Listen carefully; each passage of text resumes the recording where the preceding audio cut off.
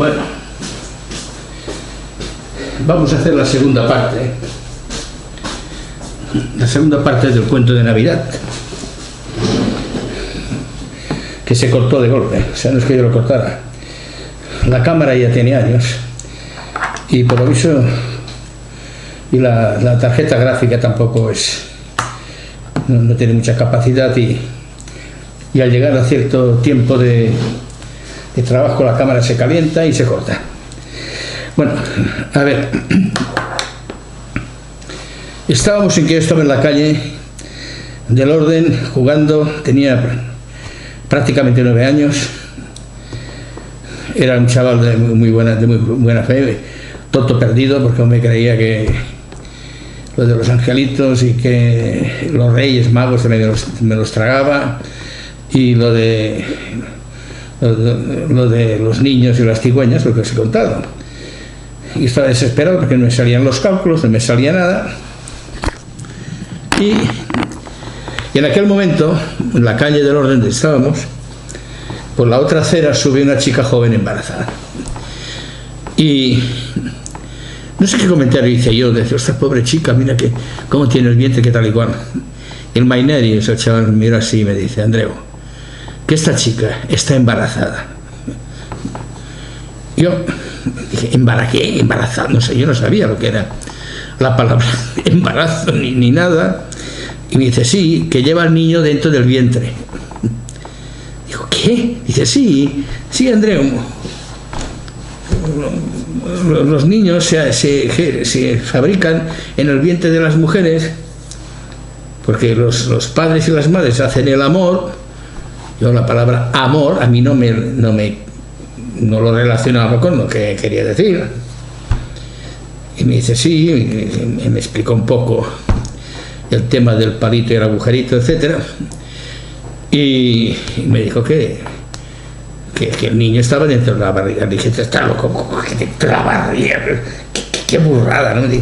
Y lo mandé a hacer puñetas. Y me fui andando para casa. Pero conforme yo iba andando para casa, iba recordando los huevos de las gallinas, todo, y entonces lo vi. Entonces me di cuenta. Y esto me supo muy mal. Me supo muy mal que mis padres no hubieran tenido la valentía de decir lo que tenían que decir. Y de momento eso quedó aquí. Pero yo, todo el trabajo que había hecho durante meses, calculando, pobre de mí, la superficie esférica de la Tierra a unos kilómetros de altura, la cantidad de cigüeñas con el latillo colgando con un bebé de las diferentes especies, etcétera. Esto no hay derecho. Bueno, esto no me di cuenta mucho porque tenía 9 años. Era el momento de mi gran amor, con mi primer gran amor.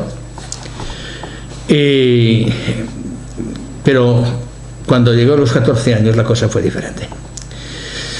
A ver, al llegar a los 13 años, bueno, yo fui me estoy saltando 3 pueblos. Pasó un tiempo, yo seguía pues en el colegio yo era un desastre, no miraba un libro porque escuchando lo que decía el profesor ya tenía bastante, y como los exámenes que hacíamos los niños de 10, 11, 12, pues bueno, pues con eso tenía bastante. Pero cuando llegó al 4º año, entonces había bachillerato elemental y bachillerato superior, luego el preuniversitario, luego el COU y luego la universidad, ¿no? O sea que eran 4 años de bachillerato, la reválida de cuarto, 2 años, 5º y 6º de bachillerato, la reválida de 6º, luego un curso que era el preuniversitario, después del el COU, y después del COU entrabas en la universidad, a la carrera que tú quisieras si es que querías estudiar. Y entonces yo pues no era bueno, a los 10 y 11 años era un desastre. Y me acuerdo que no estudiaba. Y a los 13 años pues me nombraron presidente de la Congregación Mariana, porque yo estudiaba en el colegio de los padres, decíamos los padres porque eran curas, y en catalán llamamos los padres, o sea, en castellano también los padres, ¿no? Los sacerdotes, y les decíamos padres, y se dicen aún los padres. Y en ese colegio era el colegio de Jesús, María y José, pues bueno, y todos eran padres.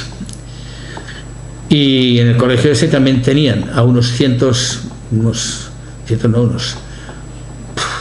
quizá casi un kilómetro, había el mismo colegio para niñas.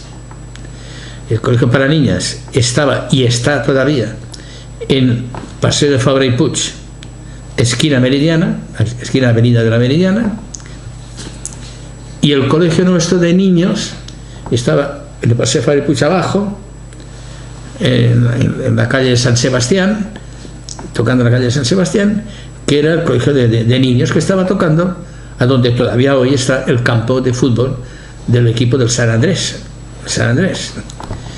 que a veces ha llegado alguna vez a segunda división. Y nosotros desde la clase veíamos el campo de fútbol, ¿no? Bueno, y me hicieron presidente de la Congregación Mariana porque yo lo solicité, pero a mí me importaba un pito todo el tema religioso. Yo me hice presidente porque hay todavía, creo, en ese colegio uno de los diferentes patios que lo llamamos el patio de la Siberia, y allí jugábamos a fútbol. Yo lo que hacía que en lugar de organizar cosas para la Congregación Mariana, como presidente de la Congregación Mariana de los críos, pues organizaba partidos de fútbol. Claro, duré unos meses y me echaron, ¿no? Porque no, de hacer misas y eso yo nada. Yo a jugar a fútbol y ya está. Y en los estudios, igual no cogí un libro, yo no había cogido un libro pues, ni por casualidad. O sea, todo lo que aprendían era escuchando y tal, y por lógica. Y entonces, mi padre,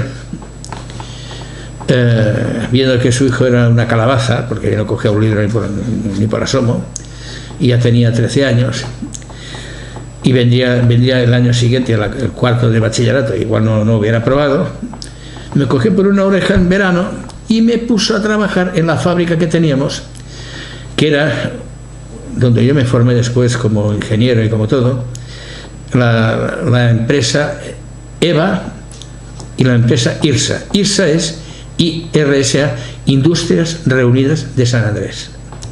Y EVA porque era Esteban, que era mi tío, el que se había casado con la hermana de mi padre, el tío Esteban, pero Esteban no era un nombre, era el apellido. Esteban Bacardit Andreu, porque mi tío y mi padre montaron esta empresa, la EVA, para mi primo hermano Andreu. La hermana de mi padre era mucho mayor, muchísimo mayor que él. Me están llamando desde la India, bueno, luego lo veré. La madre de mi padre, la hermana de mi padre, la tía María, era la hermana mayor de mi padre, pero muy mayor, tan mayor que prácticamente era la que le había cuidado de pequeño, porque la abuela y era muy mayor, que había tenido 8 hijos. Y a los 7 hijos paró. Luego hay una historia extraña. Vinieron unos señores cuando ya mi abuela era mayor a pedirle que tuviera otro hijo. A mi abuela se la llevaron, la devolvieron al cabo de 6 meses. A mi tío, que sí, ya luego os llamo. Entonces, bueno, devolvieron a mi tía, que la devolvieron pues más joven. Ya sé que es muy raro lo que os estoy diciendo, pero es lo que hay. Y para que naciera mi padre. Y entonces, pues bueno, muchos años después nació mi padre, pero claro, mi padre era mucho más joven que sus hermanos, de tal forma que su hermana mayor le llevaba 20 años. Con lo cual mi primo hermano, hijo de ella, también me llevaba 20 años, que se llamaba, ahora ya está muerto pobre, hace años, se llamaba Andreu. Le pusieron Andreu como mucho después me pusieron a mí.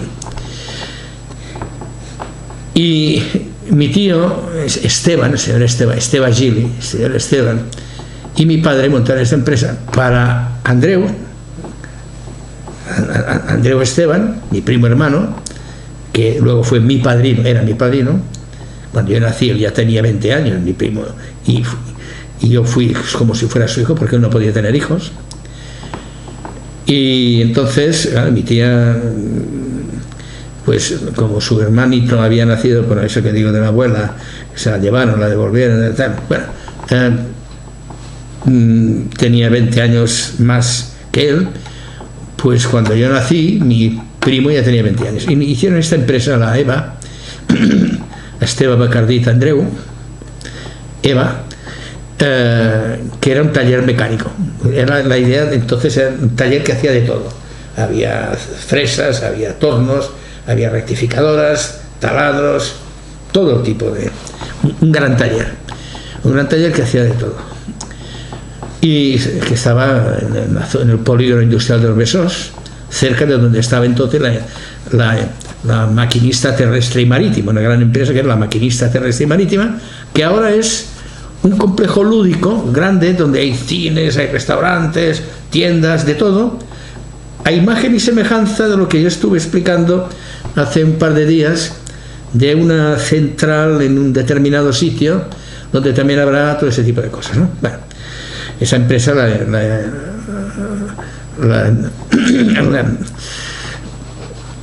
las industrias reunidas, no, las industrias reunidas de San Andrés, la Maquinista Terrestre y Marítima ya no está, y en su lugar hay ese gran complejo lúdico que los fines de semana estaba abarrotado, gigantesco,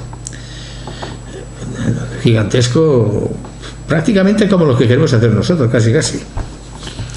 Bueno, y entonces esa es la EVA.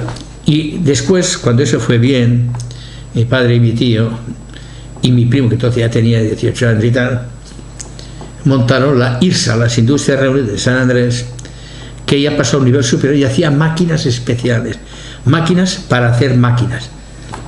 Empezaba entonces el tema de la industrialización en gran cantidad y la fabricación en serie de coches. Y para fabricar en serie los coches, pues bueno, tenían que hacer las máquinas, los robots que van haciendo las diferentes fases del montaje del coche. Total que yo, a los 13 años, mi padre me cogió por una oreja y a las 6 de la mañana, Andresito, aquí donde lo veis, me puso a trabajar.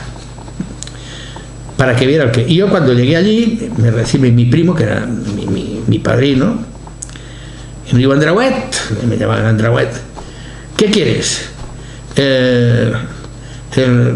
¿La pluma o el martillo y tal?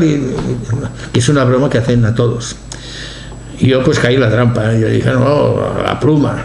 Y dice, vale, la pluma, y me dieron la escoba. La escoba era la pluma. Y entonces tuve que empezar a barrer el taller, aquellos talleres mecánicos de entonces, que había la vidia, el líquido aquel que se utilizaba, no sé, el que lo sepa lo sabrá, que parece leche, un líquido blanco, que allí donde está cortando la fresa o cortando el torno, incide allí para que no se caliente la punta de vidia, la vidia que es la que corta el metal, y este chorro es un refrigerante, etc. Pero claro, salen las espirales las espirales de metal, de hierro, por el suelo está lleno, que aquello corta, y tienes que barrer el taller. Barrer un taller, en fin, las mujeres empoderadas de ahora no saben lo que es barrer. Y bueno, pues ahí me formé y aprendí a hacer las chavetas las chavetas son los cantos las chavetas es muy frecuente en mecánica, no quiero aquí empezar a decir nombres y tal, y así empecé. Me tuvo todo el verano allí a las 6 de la mañana y fue muy efectivo, y os diré por qué. Pasó una historia.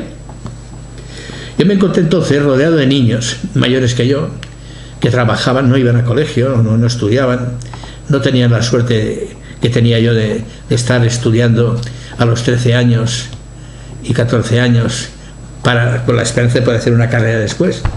Ellos tenían 17 y 18 años o 20 años, pero no habían estudiado, tenían estudios primarios y poca cosa, alguno ni esto. había algunos que eran gitanos y tal, de allí, de los barrios del Besós, pobres, y bueno, y eran muy buena gente, muy nobles y tal, pero gente sencilla, había de todo también. Unos tampoco, no todos eran santos, pero muy brutos, muy brutos. Mirad si eran brutos, que un día que estábamos, nos daban un rato para desayunar, nos poníamos ahí en el suelo, dándonos al sol, con el bocadillo, vamos, un bocadillo así, cada uno de los chavales con un hambre que bueno. Y nos poníamos a comer allí, y yo la casualidad que pasó una lagartija, cuando íbamos por la acera, y yo, ¡pam!, la pilló. Y le dice a otro: si te la comes, te doy mi bocadillo. O sea, si eres capaz de meterla tú y comértela, te doy el mío. En fin, un desafío idiota, ¿no? Una apuesta. Y el otro, que sí, que no, coge la lagartija, la mete en el bocata, se la come, un cachondeo allí, todo con el cántaro, había cántaros de agua y tal, tal. Aquello me entró como un frío, un sudor, porque entonces comprendí que si no estudiaba yo podía ser aquello. Yo me podía quedar a aquel nivel. No dije nada, pero quedé blanco. No por el aso, a mí no me daba asco nada. Yo, si me hubiera tenido que comer la lagartija, pues también me la habría comido. Entendedme, quiero decir que la impresión no fue por el asco que me dio la lagartija, que claro que me dio asco, evidentemente, claro que me dio asco. Pero la impresión era que yo no podía aceptar que el día de mañana yo fuera aquello, como aquellos pobres chicos. Y os puedo decir que a partir de aquel día el Andresito se convirtió en un estudiante. Bueno, cogí los libros, me cago en 10, y madre mía, si pasé la regalia y pasé tal. La historia de la lagartija se me ha quedado grabado, porque no lo olvidaré nunca, sentado allí, aquel pedazo de infeliz cogiendo la lagartija, ja. Bueno, y entonces pues me puse a estudiar en serio. Llegué a los 14 años. Yo era hijo de una señora muy especial, como habéis podido intuir alguno que sepa un poco de qué va, la historia de cómo nació mi padre, de mi abuela, y etcétera. Pues un niño un poco especial, ¿no? Y al llegar a los 14 años hice un cambio tremendo, me di cuenta de muchas cosas. Y os puedo decir que a partir de aquel momento Andreu ya fue otra cosa. Empecé a estudiar, y en esta empresa, la IRSA, que era la grande, porque la EVA, ya nosotros decíamos EVA IRSA porque eran las dos nuestras, pero EVA era la familiar inicial de Esteban Bacardit Andreu, de mi tío y de mi padrino, de mi primo, que era mi padrino. Y la IRSA es la que se hizo después, que era de alta tecnología, etcétera, etcétera. Y mientras yo estudiaba ingeniería en la Escuela Técnica Superior de Ingenieros Industriales de Barcelona, en electrónica y técnicas energéticas, pero ya antes de haberme ni tan siquiera matriculado allí, que estaba estudiando, yo trabajaba de delineante proyectista en la empresa de mi padre y de mi tío, y diseñé una de las primeras máquinas especiales que se hicieron entonces en España, que era una mandriladora centradora que cogía un bloque de nosotros decíamos hierro al carbón, porque el acero es hierro al carbón, y este acero lo limpiaba, lo planificaba, lo rectificaba, lo centraba, rotaba hacia los puntos de anclaje, los taladros, luego los mandrilaba, porque era mandriladora centradora, centraba, mandrilaba, etcétera.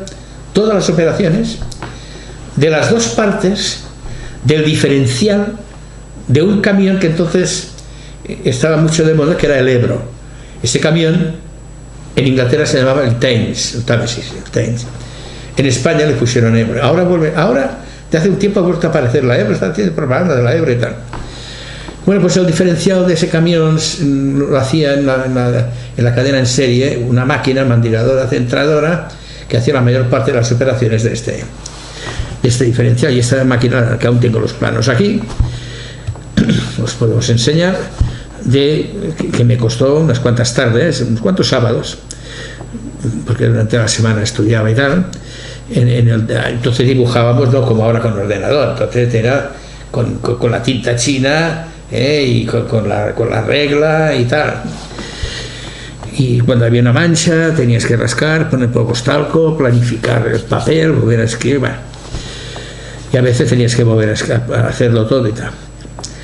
Y allí es donde hice los primeros esquemas eléctricos. Este aparato, esta máquina, por ejemplo, esta mandiladora centradora, y claro, te necesitaba un conjunto de operaciones: taladrar, parar, rotar, y hacía ponerse en marcha, parar cada tantos segundos, tal. Para esto hacían falta relés y contactores.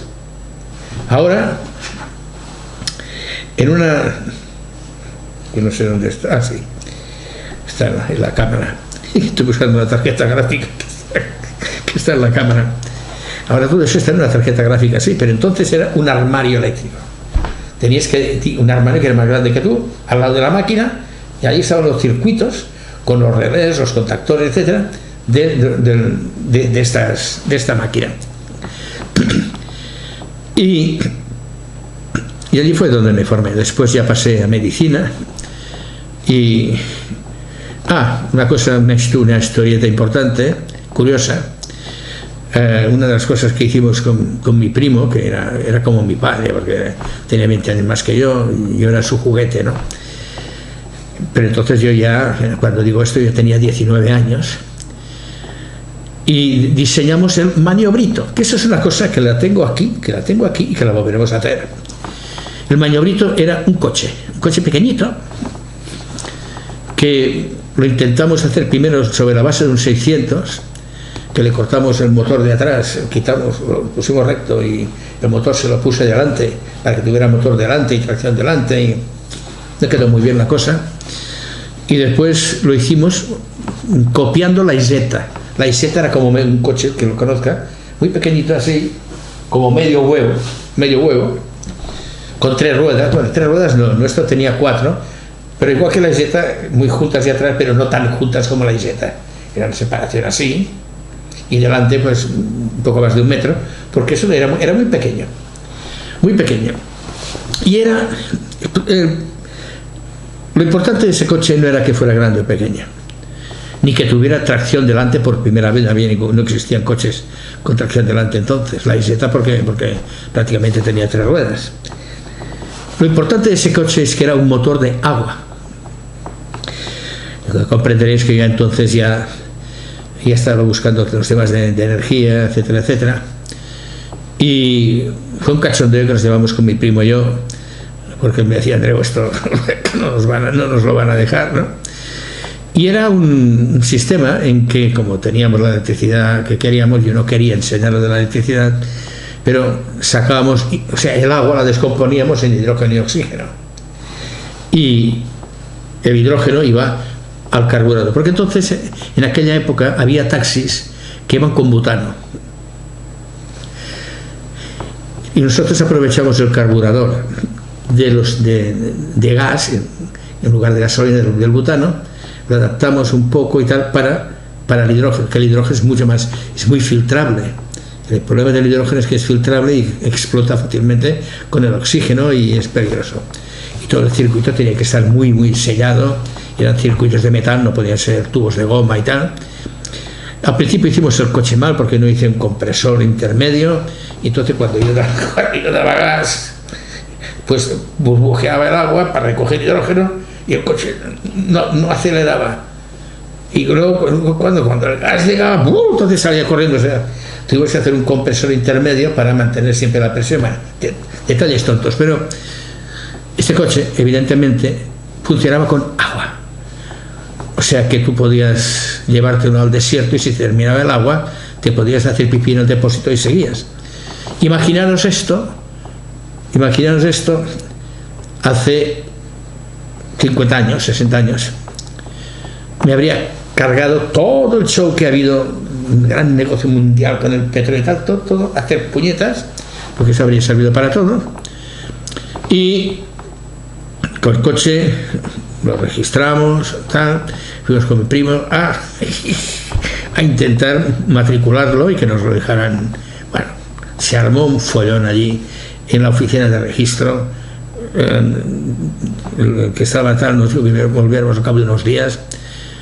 Cuando volvimos al cabo de unos días, y unos señores que no sé qué eran, esperándonos, no había manera, ¿no? Y mi padre, que era quien era, porque si no, no me habría atrevido a hacer esto, me dijo: va, fuera, venga, fuera de hacer el tonto, que esto me supera hasta a mí, porque estamos hablando de destrozar todas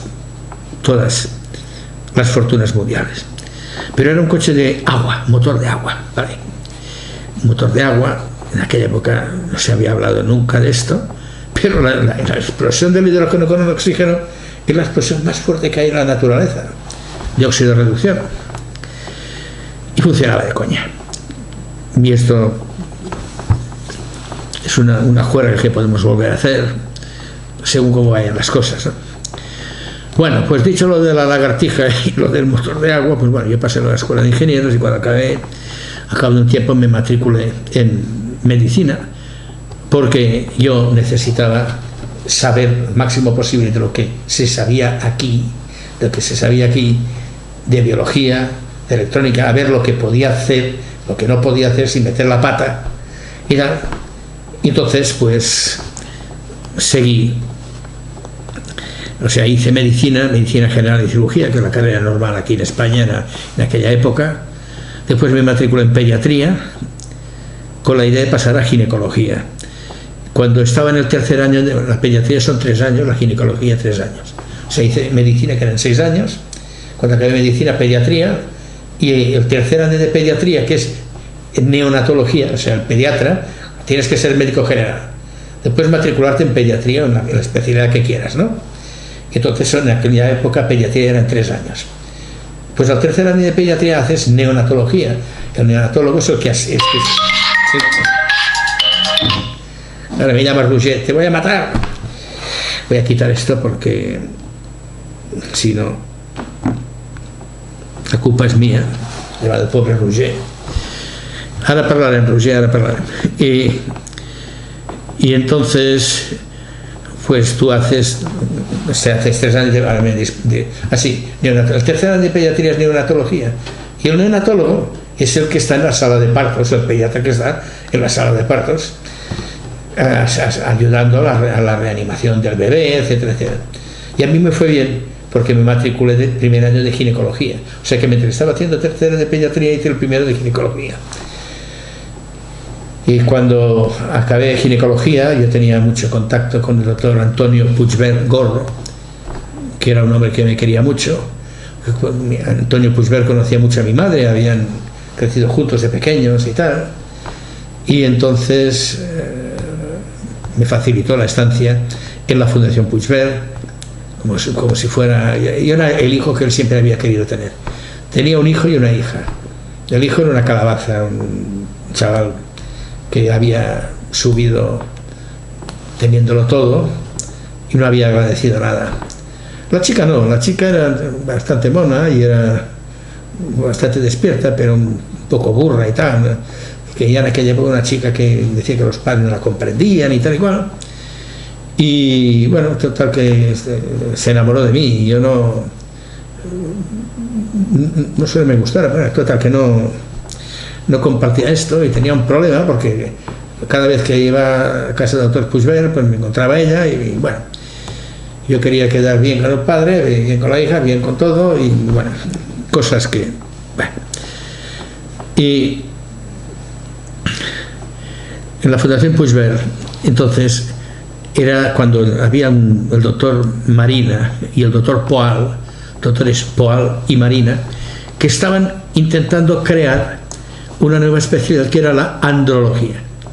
Yo, que estaba en la Fundación Puigvert haciendo urología, porque a mí me interesaba el aparato genital, masculino y femenino, que era ginecólogo, le faltaba masculino, porque iba para la genética, para todo lo que luego sabéis.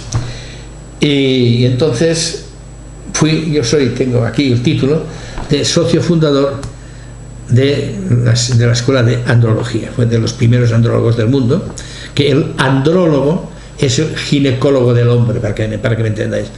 Igual que el ginecólogo es ginecología, o sea, obstetricia y ginecología. Obstetricia es partos, para que me entendáis. Y ginecología es la patología del aparato genital femenino. Pues en el caso del hombre había la urología sí, pero el aparato genital masculino, aparte de testículos, próstata y conductos seminales, es una cosa que lo hacía el urólogo, pero no había el ginecólogo del hombre. Ahora existe la andrología, y yo fui de los primeros andrólogos. Y entonces allí fue cuando después hice inseminación artificial. Estuve unos años que yo he salido por la televisión en algunos reportajes que estaba yo en el microscopio contando espermatozoides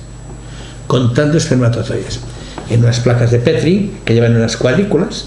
La placa de Petri tiene una altura que se sabe de unas décimas de milímetro, unas centésimas de milímetro, y unos cuadrados, de forma que cada cuadrado tiene un volumen, y tú miras y ves aquellos cuadrados, los ves como si fueran campos de fútbol, y corren los espermatozoides por allí, y tú coges unos cuantos cuadrados al azar del cuadradito, de los cuadraditos, y cuentas los espermatozoides, vas contando, y luego haces un promedio y dices, bueno, hay tantos millones de espermatozoides por centímetro cúbico, ¿no? Hacéis el cálculo. Aprovecho para deciros algo terrible. En aquella época lo normal era que un hombre tenía de 125 a 250 millones de espermatozoides por centímetro cúbico. 125 a 250 millones de espermatozoides por centímetro cúbico. Y ahora,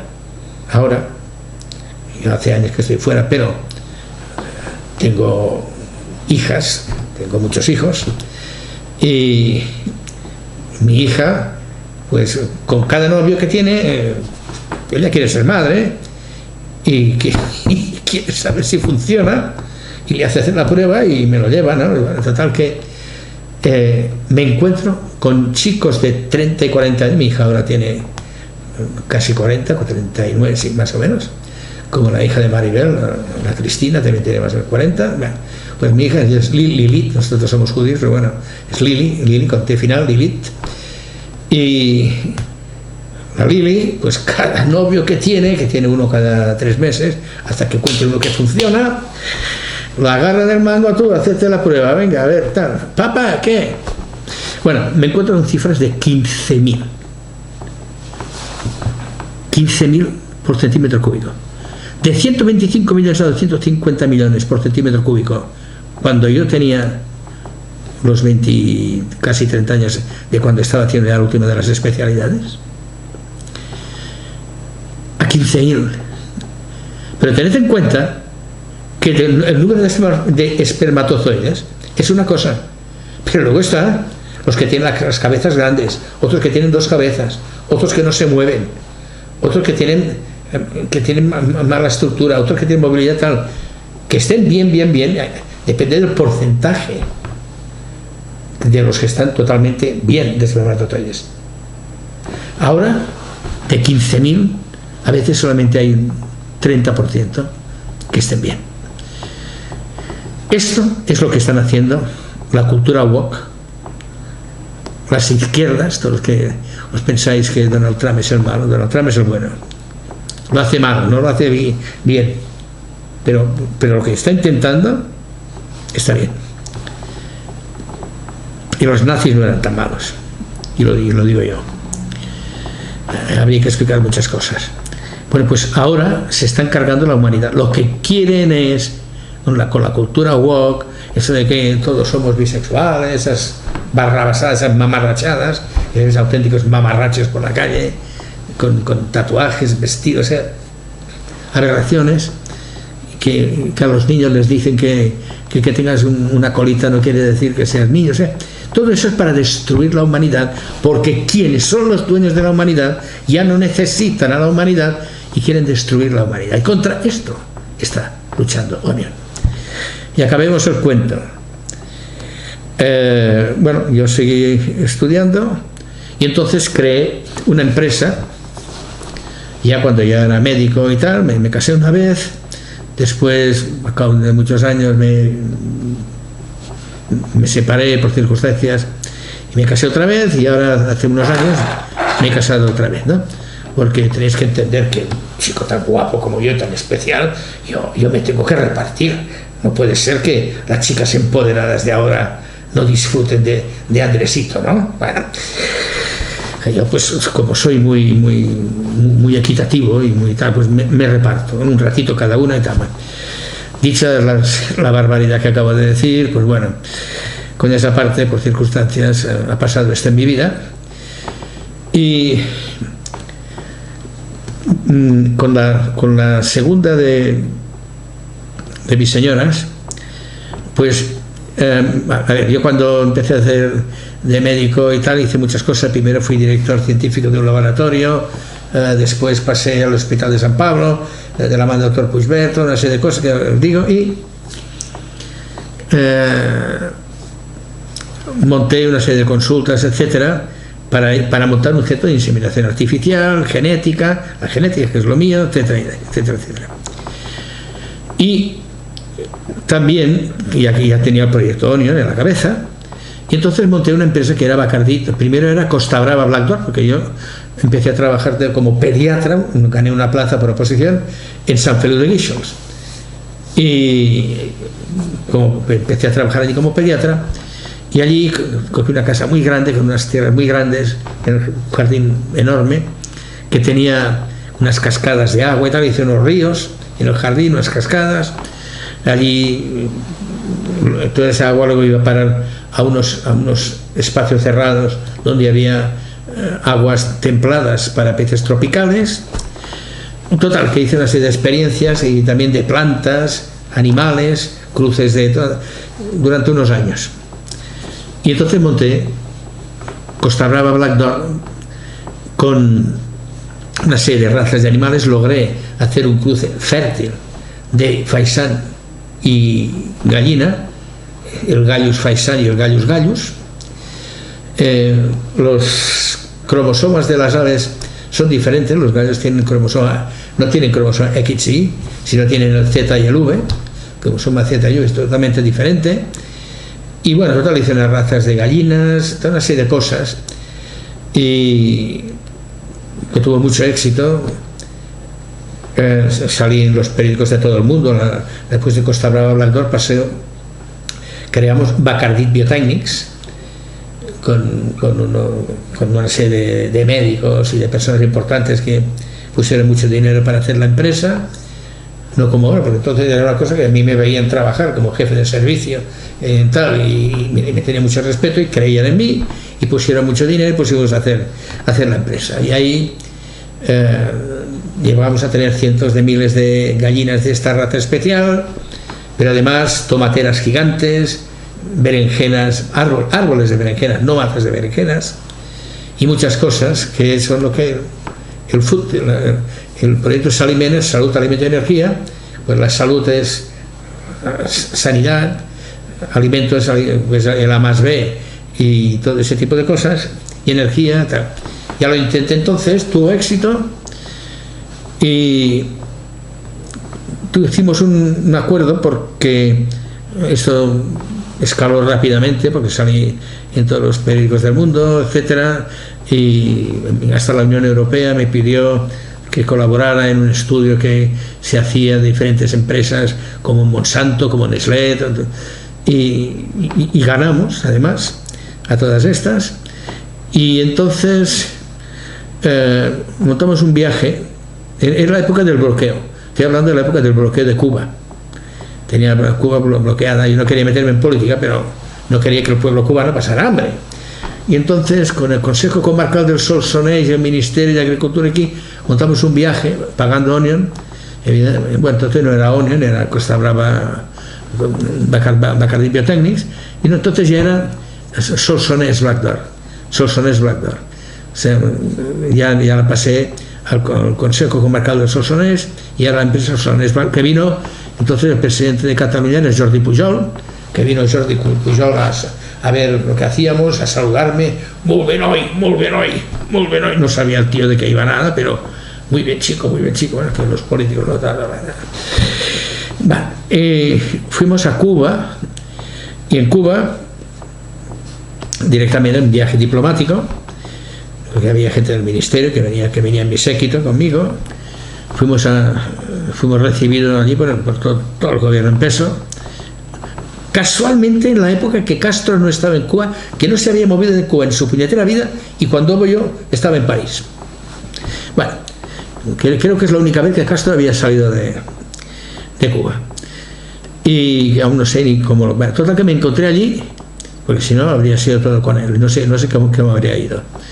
Pero me recibió el señor Omar, que era el ministro de Agricultura en aquella época, el señor Papin, que era el delegado ministerial, luego la chica de las estrellas, ahora os contaré la chica de las estrellas, que era una negra muy simpática, muy buena mujer y muy simpática, y estuvimos unos días allí hicimos los acuerdos para montar. O sea, los rusos se habían ido de Cuba, y entonces me llaman por teléfono